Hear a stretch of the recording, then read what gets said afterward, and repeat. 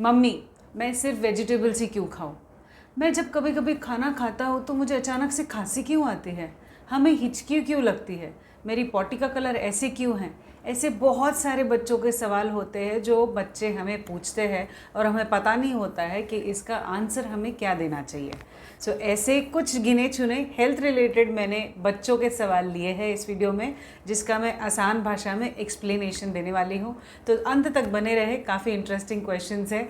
और अगर आप इस चैनल पे नए हैं तो हेल्थ और होम्योपैथी रिलेटेड जो जानकारी होती है वो हम लोग इस चैनल पे प्रोवाइड करते हैं वीडियो फॉर्मेट में। तो अगर आप नए हैं तो सब्सक्राइब ज़रूर कीजिए। सो देखते हैं आज का इंटरेस्टिंग वीडियो। यस, जब हम लोग ट्रैवल करते हैं, देखिए मैं यहाँ पे चेयर पे बैठी हूँ, मैं पूरी तरीके से स्टेशनरी हूँ, ग्रेविटेशनल फोर्स एकदम नॉर्मली मेरी बॉडी पे काम कर रहा है। बट जब हम लोग कार में बैठते हैं, फ्लाइट में बैठते हैं, बस में बैठते हैं, तो हम लोग बैठे तो होते हैं बट फिर भी हमारी ब्रेन को बहुत ज़्यादा काम करना पड़ता है। जैसे मूविंग चीज़ें देखना जो कि खिड़की के बाहर दिखती है, जैसे कानों को अलग अलग आवाज़ को प्रोसेस करना है, जैसे हमारी बॉडी तो बैठी है बट फिर भी हमारे मसल्स मूविंग रहते हैं। तो हर चीज़ से उसको एक कैच करना पड़ता है, उसको ठीक करना पड़ता है। तो ये जो मल्टीपल काम करना पड़ता है उस टाइम हमारा ब्रेन ऐसा सिग्नल भेजता है that you not feeling well. इसीलिए आपको थोड़ा थोड़ा चक्कर आना ऐसा फील होता है, अनईजी सा फील होता है, आपको लगता है यू नॉट फीलिंग वेल।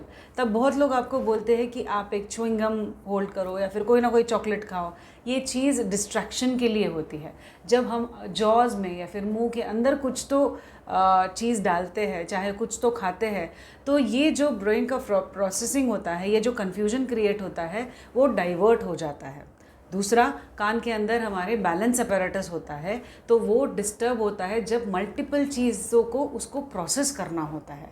तो इसीलिए आपको अनईजी होता है, वॉमिटिंग फीलिंग होता है, नॉशिया होता है and you don't enjoy when you are travelling. हाँ, पॉटी का कलर चेंज होते रहता है। नॉर्मली पॉटी का कलर शेड्स जो होते हैं वो ग्रीनिश से ब्राउनिश तक होते हैं। क्यों? क्योंकि हमारी लिवर को डाइजेशन का काम करना पड़ता है, उसमें से जो भी केमिकल्स निकलते हैं या फिर बाइल निकलता है। बाइल मतलब एक सब्सटेंस होता है जो हमारे फूड को डाइजेस्ट करने में हेल्प करता है। तो इस वजह से पूरा इंटेस्टाइन में से जब खाना बाहर आता है तो उसका कलर नॉर्मली ब्राउन और ग्रीन होता है। अब बहुत सारे अलग अलग शेड्स आते हैं, जैसे कभी कभी लाल होता है, कभी वाइटिश होता है, कभी ज़्यादा येलोइश होता है। सो ये डिपेंड करता है कि आप खाना क्या खा रहे हैं और अगर आपको कोई प्रॉब्लम है क्या। अब जब अडल्ट्स में या फिर बच्चों में भी अगर कोई फिशर की प्रॉब्लम है या फिर पाइल्स की प्रॉब्लम है तो colour of the stool changes. So ये जानना बहुत ज़रूरी है कि आपको अगर कलर वेरिएशन आया है तो आपने खाना क्या खाया है और आपको कोई डाइजेशन ट्रैक्ट में प्रॉब्लम तो नहीं है ना। हमें जब हम लोग खाना खाते हैं तो हमें सडनली कॉफ़ क्यों आता है? देखिए, हमारे मुंह के अंदर दो अलग अलग पाइपलाइंस होती है जो आजू बाजू रहती है, आगे पीछे रहती है। सामने वाला जो होता है वो पाइप कंटिन्यू होता है लंग्स में और पीछे वाला जो होता है वो कंटिन्यू होता है डाइजेशन ट्रैक्ट में। अब जब हम लोग खाना खाते हैं तो नेचुरली हमारा जो लंग्स का पाइप होता है तो वो बंद हो जाता है और नॉर्मली जब हम लोग खाना स्वॉलो करते हैं तो वो डाइजेशन ट्रैक में जाता है। बट आप कभी कभी खेलते खेलते, हंसते हंसते, बात करते करते जब आप खाना खाते हैं तो बॉडी कंफ्यूज हो जाती है कि आपको जब खेलते हैं आप तो ब्रीदिंग प्रोवाइड करें, उस टाइम वो वाला फ्लैप खोले या ये वाला फ्लैप खोले। तो कभी कभी फूड पार्टिकल थोड़ा सा जब रेस्पिरेटरी ट्रैक के आसपास होता है तो आपको खांसी आती है। ये खांसी जो होती है ये आपका बॉडी का प्रोटेक्टिव मैकेनिज्म होता है कि जो भी इसके अंदर जा रहा है वो खांस के उसको बाहर निकाले, क्योंकि खाना तो डाइजेस्टिव ट्रैक में जाना चाहिए। नॉर्मली हमारी हाइट जो है वो 18 to 20 ईयर्स तक बढ़ती है, उसके बाद वो नहीं बढ़ती है। बट इसके अलावा भी अलग अलग क्राइटेरिया होता है, जैसे कि जेनेटिक्स होता है। हमारे मम्मी पापा, हमारे फैमिली मेम्बर्स में जो भी लोग जो भी हाइट के हैं उसी का एवरेज हम भी वही हाइट के होते हैं। दूसरा, ग्रोथ हार्मोन होता है जो हमारी पिट्यूटरी ग्लैंड, जो बॉस ग्लैंड होती है, वहाँ से आता है और इसका भी हमारी बॉडी की ग्रोथ पर इन्फ्लुएंस होता है। और एक चीज़, जैसे हम ग्रो क्यों नहीं कर पाते, क्योंकि बचपन में हमारे सारे बोन्स वो पार्ट्स में होते हैं।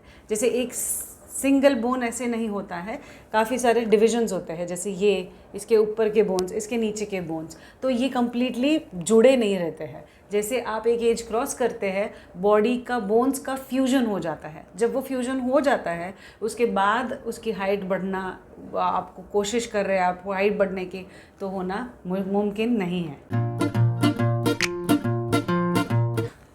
आपने सिर्फ वेजिटेबल्स खानी चाहिए क्यों, और वेजिटेबल पिज़्ज़ा क्यों नहीं खाना चाहिए? क्योंकि आप अगर बोल ऑफ वेजिटेबल्स ले, अगर आप सब्ज़ी ले तो सब्ज़ी में बहुत सारा विटामिन्स होता है, बहुत न्यूट्रिशन वैल्यू ज़्यादा होती है, उसके अंदर आपको बहुत सारा फाइबर मिलता है, तो it's a source of health, ठीक है। बट उसी तरीके से अगर वही वेजिटेबल्स आप पिज़्ज़ा पे लगाते हो, बट अब अगर आप बाकी चीज़ों को कंपेयर करते हो, जैसे पिज़्ज़ा में मैदा होता है, रिफाइंड फ्लावर जिसको हम लोग बोलते हैं, फैट, सॉल्ट, पिज़्ज़ा के सॉसेस रहते हैं, चीज़ होता है, सो जितनी वेजिटेबल्स है ना उससे कई गुना ज़्यादा आप अनहेल्दी चीज़ें कंज्यूम कर रहे हैं, और दैट इज़ नॉट गुड। और इससे एक दो पिज़्ज़ा अगर आप खाते हैं साल में, दैट इज़ फाइन, बट आप रेगुलरली आप ये खा रहे हैं, so then it is going to affect you in the long run। हाँ, ये मुझे किसी ने पूछा था कि सिर के बाल ही क्यों बड़े होते हैं और बाकी बॉडी में क्यों नहीं होता है। देखिए, जैसे इवोल्यूशन हुआ हमारी ह्यूमंस का, पहले तो हमें बॉडी पे पूरे बाल होते थे, क्योंकि जैसे हम लोग बाहर रहते थे, हम लोग जिस घर में रहते हैं, अब वो घर पहले नहीं रहते थे, पहले जंगलों में घूमते थे, तो बाल पूरी बॉडी पे रहते थे। क्यों? क्योंकि हमारी बॉडी को जब बालों का कवर रहता था तो वो हीट से प्रोटेक्ट करता था, हमें ठंडी से भी प्रोटेक्शन देता था। पर जैसे जैसे हम लोग इवॉल्व होते गए, हमें अलग अलग घर मिलने शुरू हो गए, तब हमारा अभी ऐसा हुआ है कि इतनी ज़रूरत नहीं पड़ती है, तो इवोल्यूशन का भी इसमें पार्ट है।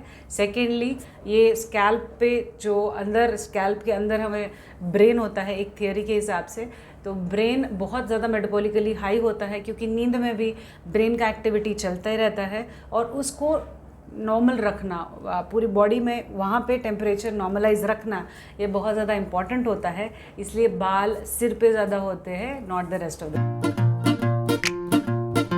यस, ये बहुत यूजुअल है कि लड़कों को क्यों जो बेबी बर्थ की प्रॉब्लम्स होती है वो लड़कों को क्यों नहीं रहती है, लड़कियों को क्यों होती है? क्योंकि दोनों का फिजियोलॉजिकली बॉडी स्ट्रक्चर अलग होता है, दोनों के बॉडी के ऑर्गन्स अलग अलग होते हैं, और गर्ल्स में एक ऐसा बैग रहता है जिसको यूट्रस कहा जाता है, जिसके अंदर बेबी ग्रो होता है, और ये जो ऑर्गन है यूट्रस वाला, so that is flexible, it can be expanded, and it is very strong to carry a baby which a boy cannot। सो इस पे अगर आपको चाहिए तो डिटेल एक वीडियो बनाऊंगी मैं, that is the only explanation. Body का डिफरेंस होता है, and girls have uterus and the female supportive hormones, female hormones, so इसी वजह से बेबी ग्रो सिर्फ फीमेल गर्ल्स बॉडी में ही होता है।